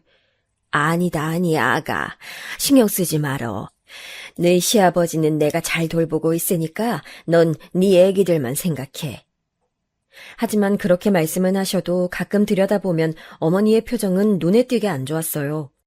어머님은 아버님의 사고 이후 신경이 쇠약해지셔서 전보다 몸이 더 안 좋아지신 상태였어요. 그런데 그 상태로 아버님 병수발을 들다 보니 한 달도 안 돼서 몸져 눕게 되셨습니다. 결국 당연한 수순처럼 삼형제가 모여 아버님을 모시는 문제에 관해 회의를 하게 됐습니다. 모일 때부터 이미 아주버님과 형님들의 표정은 좋지 않았는데요. 자, 지금 엄마가 아버지 병수발을 못 드는 상태인 건 다들 알 거고, 우리 중에 하나가 엄마랑 아버지 모시고 사는 게 최선이야. 큰 아주버님이 운을 띄우자 둘째 아주버님이 말하더군요. 형이 장남이니까 형이 모셔야 되는 거 아니야? 장남 노릇 해야지. 그러자 큰형님이 썽을 내시더라고요. 어머, 요즘 세상에 장남 차남 따지는 게 어딨어요. 그냥 형편 되는 사람이 하는 거지. 그리고 우리 집에 고2, 고3 애들 있는 거 모르세요? 애들 대학 입시가 얼마나 중요한데 어떻게 우리 집에서 모시라는 거예요? 우리 집 절대 안 돼요. 그리고 동서 집이 어머님 집에서 제일 가깝잖아. 거기서 모시면 되겠네. 큰형님이 작은형님에게 떠넘기자 이번엔 작은형님이 짜증을 팍 냈습니다. 저희 집은 안 돼요. 안 그래도 어머님 아프셔서 우리 애들도 못 봐주시는데 그럼 우리 애들은 누가 봐요? 어머님 때문에 주말에 등산 모임도 못 가고 짜증나 죽겠구만. 지금 그거 다 떠안고도 저희 아무 말 못하고 있다고요. 아이 스트레스도 못 풀고 형님은 아무것도 모르면서. 작은형님 말본새에 남편이 주먹을 꽉 쥐고 부들부들 떨더라고요. 저도 너무 화가 나서 작은형님께 따졌어요. 그 순간만큼은 그냥 넘어갈 수가 없더라고요. 아니 형님, 여태까지 어머님이 형님네 애들 몇 년을 주말마다 봐주셨는데 고맙고 미안하지도 않으세요? 어쩜 그러실 수가 있어요. 아니 동서, 말버릇이 좀 싸가지가 없다? 내가 애들을 맡기건 말건 동서가 뭔 상관이야. 어머님도 여태 아무 말씀 안 하셨는데 동서가 뭔데 참견이야. 그렇게 어머님이 안쓰러우면 동서가 아버님 모시던가. 그러면 되겠네. 아주 효부 며느리였잖아. 대놓고 효부 며느리라며 저를 비꼬는데 참고 있으면 여기서 바보가 되겠더라고요. 그래서 화가 난 남편이 제 손을 끌고 밖으로 나가려는 걸 확 뿌리치고 말했습니다. 네, 다들 너무들 하시네요. 아무리 그래도 애들 할아버지 할머니인데 형님들 아주버님들 그러다가 천벌 받으실 거예요. 어머님 제가 모실 테니까 앞으로 절대 관여하지 말아주세요. 여보. 저의 폭탄 선언에 남편이 당황하여 저를 바라봤어요. 그리고 나머지 사람들의 반응은 역시나 예상한 대로였죠. 그래, 잘됐다. 그렇게 하면 되겠네. 우리 관여 같은 거 절대 안 할 거야. 라며 한껏 비우는 작은 형님. 천벌이란 단어가 심기에 거슬렸는지 발끈하려던 큰 형님. 그러다 그들 모두 어쨌든 책임과 의무를 피하게 됐으니 잘됐다는 계산이 있었는지 제 맘대로 하라며 문을 쾅 닫고 가버렸습니다. 저는 너무 분해서 팔짱을 끼고 한참을 씩씩거렸어요. 남편이 저보고 정말 그래도 괜찮겠냐며 묻길래 당연히 괜찮다고 했습니다. 괜찮아. 내가 저 꼴 보기 싫어서라도 모셔야지 안 되겠어. 정말 사람 같지도 않은. 솔직히 시부모님 봉양이 쉬운 거 아니라는 거 저도 알아요. 마음고생도 몸고생도 하겠죠. 하지만 저렇게 형님들이 서로 등 떠미는 꼴 보기 싫어서라도 제가 모시기로 작정했어요. 형님들 하는 꼬라지들 보니 제가 한번 아버님 맡으면 평생 저 혼자 맡아야 될 거 뻔하지만 그래도 내 남편의 부모님인데 매정하게 나 몰라라 할 순 없었습니다. 그날 집으로 돌아오는 길에 남편이 저에게 미안하다는 말, 고맙다는 말을 얼마나 많이 했는지 몰라요. 거의 죄인이라도 된 것처럼 머리를 조아리고 눈물을 흘리더라고요. 저는 마음고생 심했을 남편의 등을 꼭 안아줬습니다. 집에 돌아와서는 앞으로 아버님을 어디서 모실지 남편과 의논했어요. 아버님 거동이 불편하시니 우리가 서울집을 정리하고 시댁에 내려가서 살아야 되나 했는데 아무래도 남편 직장이 서울이기도 하고 어머님, 아버님 병원에 다니시려면 서울에 있는 게 나을 것 같아서 서울에서 모시기로 결정했습니다. 그렇게 어머님께 연락하여 자초지종을 말씀드리고 어머님이 지금 살고 계신 집은 전세를 주기로 하고 시부모님을 저희 집에 모시고 왔어요. 남편이 시부모님을 저희 집에 모시고 온 날 어머님이 저를 보자마자 불편하신 무릎으로 절뚝거리며 달려오시더니 부둥켜 안고 우시더라고요. 너무 미안하다면서 늘 너에겐 고생만 시키는 것 같다고요. 아니에요, 어머니. 당연히 해야 할 일인데요. 앞으로 저희 집에서 오순도순 같이 살아요. 어머님 좋아하는 부대찌개도 제가 많이 끓여드릴게요. 저는 울고 계신 어머님이 안쓰러워 애써 웃으며 얘기했습니다. 어머님은 그런 제 마음을 안다는 듯 손을 꼭 잡아주셨고요. 어머님이나 아버님 모두 마치 죄인인 얼굴로 저희를 바라봤지만 남편이나 저나 분위기를 띄우기 위해 많이도 노력했습니다. 그리고 남편이 아버님을 업고 작은 방에 눕혀드렸어요. 원래는 옷방으로 쓰던 방이었는데 아버님을 모시기 위해 버릴 옷은 버리고 나머지 옷은 안방에 꾸역꾸역 넣어놓은 상태였습니다. 아버님은 본인 때문에 자식들이 싸운 걸 아시고 내내 침울해 하셨어요. 나중에 어머님께 들은 얘기로는 저희 집에 올라오기 전에 아버님이 날마다 술을 마시며 자식 새끼들 키워봤자 아무 소용없다고 한탄하셨다고 하네요. 그럴만도 하죠. 시부모님이 저희 집에 올라오신 후 제 일상은 무척이나 바빠졌습니다. 안 그래도 돌쟁이 아기 혼자 보느라 정신없었는데 이제는 아버님 병수발까지 해야 해서요. 전에는 아이를 재우고 남는 시간에는 한숨 잘 수 있었는데 이제는 그 시간에 아버님 다리를 주물러 드려야 했습니다. 그리고 아이 이유식을 만들면서 아버님 드실 식사도 준비해야 했어요. 아무래도 계속 누워만 계시다 보니 잘 넘어가는 유동식 위주로 드셔야 했거든요. 그리고 무엇보다도 힘들었던 건 대소변 수발이었습니다. 아버님이 용변이 급하실 때마다 업어서 화장실에 모시고 가 변기에 앉혀드려야 했는데 남편이 있을 땐 그게 가능했지만 여자인 제가 저보다 무거운 아버님을 업기는 무리더라고요. 그래서 남편이 없을 때에는 기저귀를 차고 생활하셨습니다. 기저귀를 갈고 뒤처리까지 하는 그 일이 솔직히 너무 고역이었어요. 시아버지가 아니라 제 아빠였어도 힘들었을 것 같습니다. 아버님도 처음에는 며느리인 저에게 용변 뒤처리를 맡기기는 부끄럽다고 어머님에게 부탁했지만 어머님은 본인 몸도 겨우 건사하는 수준이셔서 어쩔 수 없이 제가 하게 됐습니다. 미안하다, 아가. 가끔은 아버님이 그렇게 말씀하시는데 그런 말들 속에 아버님이 얼마나 죄스러워하고 계시는지 그 연약한 마음이 느껴져 아무렇지 않게 웃어 보였죠. 어머님도 저에게 미안하시긴 마찬가지였는지 불편한 몸으로도 뭐라고 해주시려고 노력하셨어요. 저 좋아하는 간식도 만들어주시고 정말 어머님이 아이랑 놀아주시거나 잠깐씩 봐주셔서 그나마 다행이었지 어머님의 도움마저 없었다면 아마 초죽음이었을 겁니다. 그리고 저희 집에서 시부모님을 모신 이후로 명절도 저희 집에서 지내게 됐습니다. 형님들은 아버님이 저런 상태인데도 평소에는 코빼기도 안 보이더라고요. 오히려 잘 됐다는 듯 말이죠. 이런 일도 있었어요. 저희 집에서 보내는 첫 번째 명절 때였습니다. 남편이 아주버님들한테 연락을 돌려 전날 와달라고 했지만 아무도 오질 않았어요. 결국 어머님이 아이를 봐주시는 동안 저랑 남편이 열심히 명절 음식을 준비했습니다. 그리고 명절 당일 점심시간이 다 돼서야 큰형님네 작은형님네가 하나씩 나타났습니다. 형님들은 들어와서 아버님한테 인사도 안 드리고 부쳐놓은 전이나 집어먹더라고요. 보다 못한 제가 말했습니다. 형님들, 아버님은 저 방에 계세요. 그래도 오셨는데 인사는 드리셔야죠.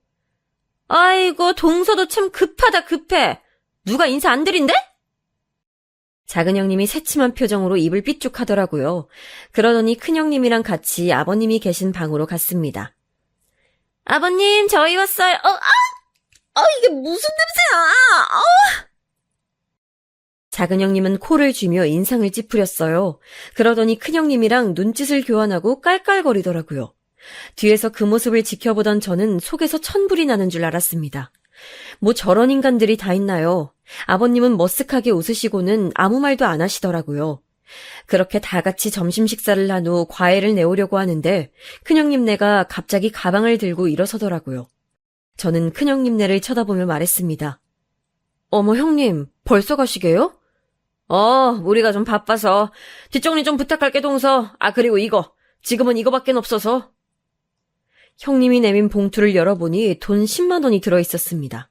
그동안 저희가 아버님 모시는 대신에 큰 집, 작은 집에서 생활비와 아버님 병원비를 얼마씩 보태기로 했었는데 큰형님네는 아이들 대학교 학비 때문에 쪼들린다며 보태기로 한 돈을 한 번도 보내주지 않았거든요.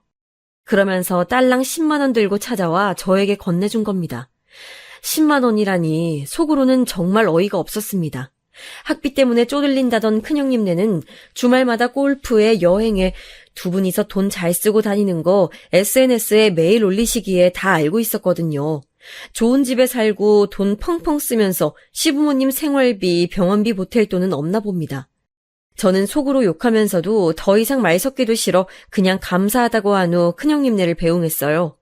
큰형님네가 가자 작은형님네도 집에 간다고 하더라고요. 애들을 잠깐 친정에 맡겨놔서 얼른 데리러 가야 한다면서요. 그래서 그러시라고 했습니다. 다들 집에 돌아간 후 저랑 남편 둘이서 뒷정리를 했습니다. 형님들 밉지만 그래도 오랜만에 오시는 거 음식 좀 싸드리려고 넉넉하게 준비했는데 두 집 다 훌렁 가버리시는 바람에 처리해야 할 음식만 산더미였네요. 그래서 아마 그 이후에 한동안은 질리도록 반찬으로 그것들만 먹었던 것 같아요. 명절이 끝난 후 어머님은 평소보다 더 몸이 안 좋아지셨어요. 마음이 여리신 편이라 이번 명절 때 형님들 하는 꼬라지를 보고 상처를 받아 마음에 병이 생기신 것 같았어요. 그 이후로 말도 잘 안 하시고 밥도 잘 안 드셨습니다. 밤마다 열이 펄펄 끓어 응급실에 모셔간 적도 여러 번 있었어요. 아버님도 편찮으신데 어머님까지 큰일 나실까봐 너무 걱정이었습니다. 그리고 조금이나마 어머님이 아이를 봐주셔서 덜 힘들었는데 지금은 저 혼자서 모든 걸 해야 하니 정말 미치겠더라고요.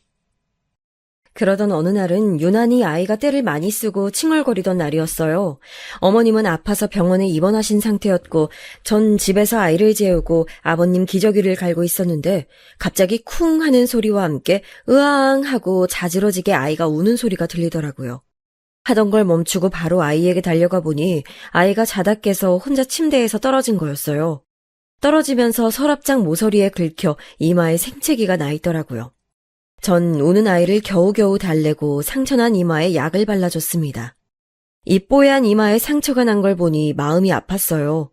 아이가 진정이 되고 잠이 들자 아버님 기저귀를 갈다가 나온 사실이 생각나 얼른 다시 아버님 방으로 갔어요. 아버님은 그 상태 그대로 누워 계시더라고요. 전 마저 기저귀를 갈면서 아버님께 말했어요. 아버님, 죄송해요. 애가 갑자기 침대에서 떨어져가지고. 아버님은 아무 말 없이 벽만 바라보시더라고요. 전 마음속에서 무언가 울컥하는 게 느껴졌습니다. 그리고선 바보처럼 엉엉 울고 말았어요. 죄송해요, 아버님. 너무 힘들어요. 저 정말 힘들어요. 아버님은 제 두 손을 잡으시더니 이렇게 말씀하셨어요. 며느라, 그만했으면 됐다. 나 이제 요양원에 보내던지 아니면 그냥 이대로 죽게 내비두렴. 이 몸뚱이가 빨리 죽어버려야지. 너네 힘든 거 이제 못 보겠다. 아버님, 그게 무슨 소리세요? 그런 말씀 마세요. 저 하나도 안 힘들어요. 하나도 안 힘드니까 앞으로 그런 말씀 절대 하지 마세요. 그렇게 아버님과 저는 부둥켜 안고 한참을 목 놓아 울었습니다. 아마도 아버님과 저 둘 다 서로의 마음이 이해되고 그래서 갑자기 울컥하는 감정이 밀려왔던 것 같아요. 시끄러운 소리에 방에 있던 아이도 깨서 빽 하고 울고 한참을 집이 떠나가라 울었습니다. 그 일이 있고 나서 전 최대한 힘든 티를 내지 않으려고 노력했어요. 저야 사지가 멀쩡하니 뭐든 할 수 있지만 아무것도 할 수 없이 누워 계신 아버님 심정은 더 힘드실 것 같아서요. 하지만 잠잠하게 흘러가던 집에 한 가지 우환이 생기고 말았어요. 어느 날부터인가 어머님의 몸 상태가 별로 좋지 않더라고요. 처음엔 소화가 안 되고 자꾸 체하시더니 어느 순간부턴 음식을 드시지 못하셨습니다. 병원에 들려 검사를 받자고 했는데도 아니라며 자꾸 고개만 내저으셔서 남편이 억지로 어머님을 병원에 끌고 갔는데 검사 결과가 상당히 충격적이었습니다. 어머니는 이미 말기 암 환자였고 시한부의 삶으로 들어가신 지 오래였습니다. 어떻게 가까이 모신 어머니의 태가 그 지경이 될 때까지 몰랐던 건지 자식인 남편은 말할 것도 없이 저 역시 깊은 죄책감에 시달렸습니다. 어머님, 지금이라도 얼른 치료받고 항암도 하시고 하셔야 돼요. 하지만 막상 당사자인 어머님은 담담하셨어요. 저와 남편이 뭐라도 하자고 시도라도 해봐야 한다고 동아줄을 붙잡듯 건네는 말들에도 고개를 내저으셨어요. 더 고생하지 않고 그냥 이대로 평온하게 죽음을 맞이하고 싶다 하시는데 저흰 아무 말도 할 수가 없었습니다. 항상 저를 따스하게 대해주시던 어머님의 온정이 생각나 얼마나 가슴이 아팠는지 이럴 줄 알았다면 좀 더 잘해드리는 건데 어머니 몰래 이불을 뒤집어 쓰고 얼마나 울었는지 모릅니다. 하지만 어머니를 잃을 거란 슬픔보다 저희를 더 분노하게 했던 일이 일어났습니다. 남편이 아주버님들에게 어머니 소식을 전했나 봅니다. 그런데 거기에 대응하는 자식들의 반응이었죠. 한꺼번에 우르르 들어와선 빼꼼히 어머니 상태를 한번 보더니 그냥 머쓱하게 있다 가더라고요. 그리고 치료하지 않고 이대로 보내드린다는 말에 안심도 하는 것 같더라고요. 치료가 다 돈이 되니까요. 사람 같지도 않은 것들. 그날 밤 저와 남편 모두 그 말을 한참이나 웅얼거렸습니다. 그리고 그러던 어느 날 어머님은 오래 버티지 못하고 한밤중 신음소리를 끙끙 흘리다 그만 세상을 떠나고 마셨어요. 어머님의 장례식 날 얼마나 울었는지 모르겠습니다. 아버님은 불편한 몸으로 장례식에도 참석하지 못하셔서 스스로를 자책하며 매일 밤 눈물로 보내셨어요. 전 그런 아버님을 보면서 어머님의 상실에 괴로워하실 아버님을 위해 지금보다 더 정성껏 모셔야겠다고 다짐했습니다. 그리고 어머님이 돌아가신 후 몇 년이 지났습니다. 아버님은 몸이 많이 좋아지셔서 이제는 목발을 짚고 조금씩 걸어 다닐 수 있게 되셨어요. 제 아이도 이제는 학교를 다니고 아버님도 조금씩 걸을 수 있게 되니 저도 한결 편하더라고요. 지금은 이제 잠도 푹 자고 낮에 조금씩 여유 시간도 생겼습니다. 형님들은 어머님이 돌아가신 후 거의 발길을 끊었어요. 처음 1, 2년은 명절 때라도 왔었는데 이제는 명절 때도 돈만 달랑 보내고 오질 않았습니다. 형님들은 그렇다 쳐도 자식들인 아주버님들까지도 그러더라고요. 정말 괘씸했습니다. 보태기로 한 생활비도 어느 순간 모른 척 하더군요. 먹고 살기 바쁘다면서요. 저도 남편도 그냥 형들은 없는 사람으로 여기고 살기로 했습니다. 우리만 잘하면 되는 거라고 생각했습니다. 그렇게 시간이 지나 벌써 아버님을 모신 지 10년이 됐습니다. 그간 정말 많은 일이 있었는데 벌써 이렇게 시간이 지났구나 생각하니 그동안 고생한 제가 대견하더라고요. 그리고 올해 명절 역시나 오지 않는 형님들 대신에 저랑 남편이 간단하게 음식을 하고 다 같이 식탁에 앉았습니다. 이제는 아버님도 같이 식탁에서 같이 식사를 할 수 있게 되니 더 오순도순하고 좋더라고요. 더군다나 아버님도 저희 아이를 예뻐해 주시고 저희 아이도 할아버지를 잘 따르니 그렇게 화목한 가족이 있을 수 없었어요. 준비한 음식을 맛있게 다 먹고 이제 치우려고 일어나려는데 갑자기 아버님이 다시 앉아보라고 하셨어요. 할 얘기 있다서요. 이제 너희랑 산지도 벌써 10년이 됐구나. 그동안 이 늙은이 몸뚱아리 병수 발라느라 얼마나 고생이 많았을꼬. 아버님이 눈물을 글썽이며 말씀하셨어요. 저도 괜스레 그 눈물에 덩달아 그간의 세월이 생각나 눈시울이 붉어지더라고요. 그때 아버님께서 품에서 봉투 하나를 꺼내서 저에게 주시더라고요. 네가 우리 집에 시집와서 이렇게 고생만 시키니 내가 얼마나 미안한지 모르겠구나. 내 너에게 보답하기엔 모자라지만 이거라도 받아주렴. 전 의아해하며 봉투를 열었습니다. 봉투 안에는 문서 몇 장이 들어있었어요. 아버님, 이게 뭐예요? 집 문서다. 나랑 네 시어미가 살던 집 말이다. 그 시골 동네가 재작년부터 개발되기 시작하더니 집값이 3배가 뛰었더구나. 내 이 집 너에게 줄 테니 전세를 주던지 팔던지 너희 마음대로 하거라. 남편과 저는 깜짝 놀라서 눈을 동그랗게 뜨고 서로를 쳐다봤어요. 그러다가 남편이 아버님에게 물었습니다. 아버지, 이게 무슨... 형들은요? 네 형들 말이냐? 걔들은 이제 내 자식 아니다. 난 자식이라고 생각 안 한 지 오래됐다. 내가 자식 농사 잘못 지은 탓이지 뭐. 그리고 네 어미도 죽기 전에 아프기 시작하면서 나한테 항상 부탁을 했었어. 나중에 물려줄 재산이 남아있거든 꼭 너희에게 물려주라고 말이야. 그리고 그 자식 같지도 않은 두 놈이 난리칠 거 생각해서 우선 명의는 내 이름으로 해두기로 했다. 신탁회사에 유언대용 신탁으로 맡겨뒀으니 나중에 나 죽고 나서 너희한테 재산이 가더라도 유류분 청구는 하지도 못할 거야. 전 아버님의 말씀에 순간 눈물이 터져 나와 입을 막고 끄끄거렸습니다. 옆에서 보고 있던 아들이 울지 말라고 절 달래줬어요. 그런데 거기서 끝이 아니었습니다. 아버님이 봉투에서 꺼낸 문서를 다시 자세히 보라고 하더라고요. 부동산 문서 같은데 처음 보는 주소가 써있더라고요. 영문을 알 수 없어 아버님을 쳐다봤습니다. 아버님이 말씀하시길, 내가 여태까지 아들들에게 말 안 한 게 있다. 얘네들 어릴 적 큰 돈을 벌게 되어 건물을 2채 사뒀는데 나중에 죽을 때 물려주려고 비밀로 하고 있었단다. 지금은 재개발이 되어 그 옛날 건물은 사라졌지만 그 돈으로 시내에 새로 지은 건물 2채를 사두었지. 아마 거기서 네가 카페를 하든 아니면 월세만 받고 굴리든 뭘 하든 먹고 사는데 지장은 없을 거야. 나 죽을 때까진 네 건물이라고 생각하고 쓰다가 나 죽으면 그대로 가져가렴.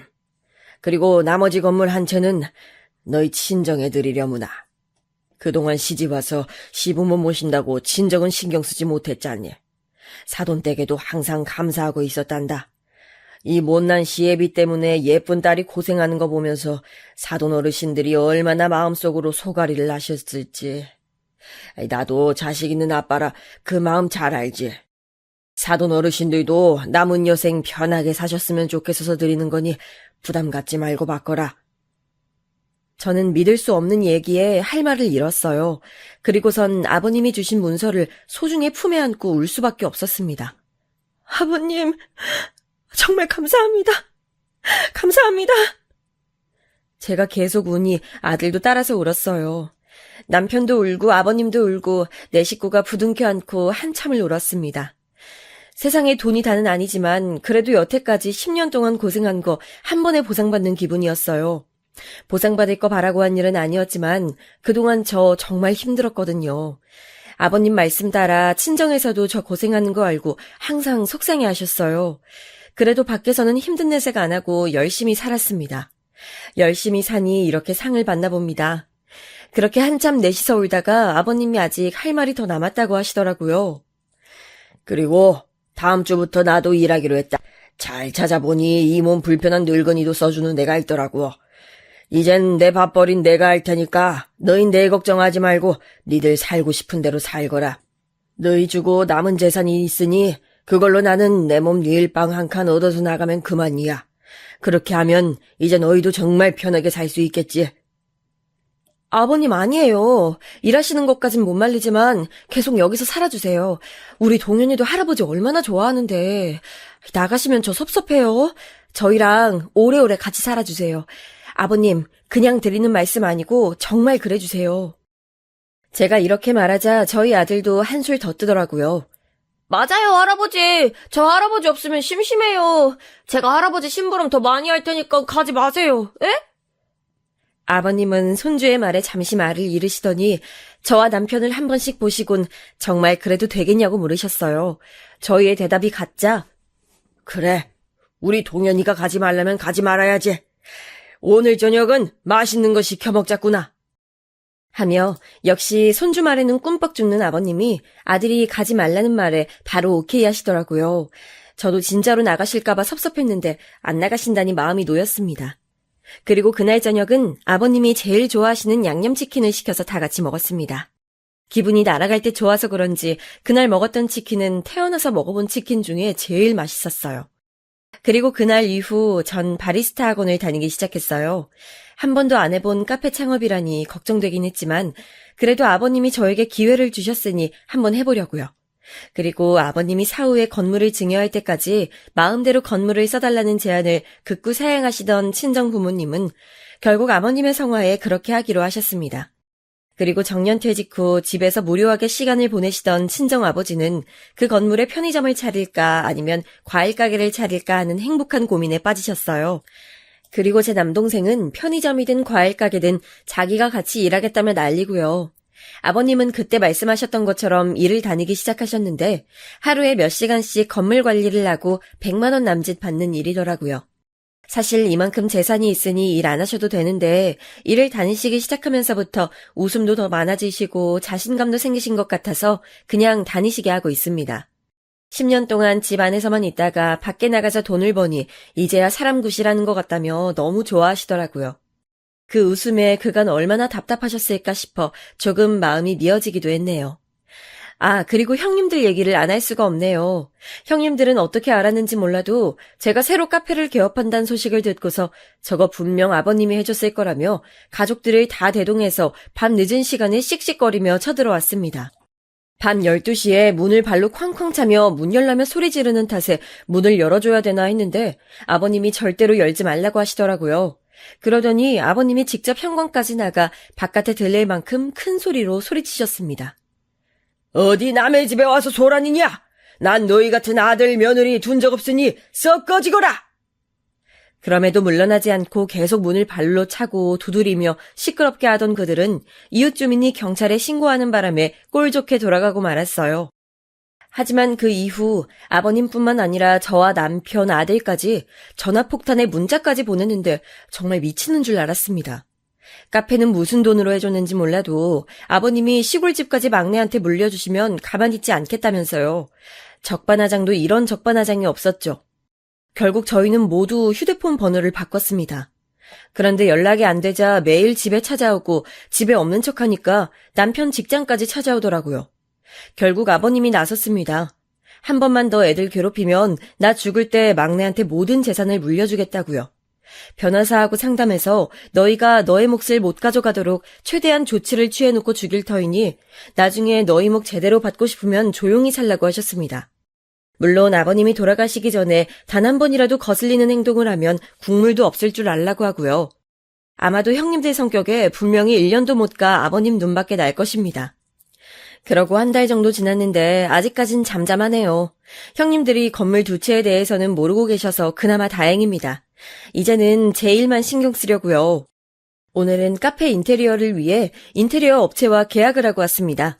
이번 달 중순부터 인테리어를 시작하기로 했어요. 이왕 하는 거 제대로 해보자 하고 인테리어 업체 선정에도 꽤 많은 공을 들였습니다. 열심히 알아본 만큼 결과물이 잘 나왔으면 좋겠네요. 저도 10년 넘게 가정주부로 살면서 애 키우랴 아버님 병수 받들랴 고생하며 살았더니 제 가게가 생긴다는 사실에 괜히 설레고 그러네요. 이제 다음 달 초쯤 인테리어 공사가 끝나고 카페를 오픈하게 되면 또다시 바빠지겠죠. 그래서 이번 주 주말에는 아버님 모시고 가족끼리 동해에 다녀오기로 했어요. 아버님이 바다를 본 지 너무 오래되었다고 하셔서 겨울바다 구경하러 가려고요. 가족여행 간다는 말에 신난 아들을 보니 가슴이 뿌듯하고 너무 행복합니다. 힘들었던 10년간의 생활 끝에 이런 행복이 저에게 일어난 이 모든 기적 같은 일들이 꿈이 아니라 현실이라는 게 아직도 실감이 안 나지만 앞으로 저도 누군가에게는 기적을 선사할 수 있는 사람이 되기 위해 열심히 살아보려 합니다. 저의 이야기는 여기까지입니다. 막내 며느리로서의 저의 삶 어떠셨나요? 얘기가 많이 길었죠. 저에게 이렇게 기적이 일어난 것처럼 여러분의 삶에도 따뜻한 한 줄기 햇살 같은 좋은 일들이 일어나길 기원합니다. 어제도 참 추웠는데요. 추운 날씨에 건강 유의하시고 행복한 하루 보내시길 바랍니다.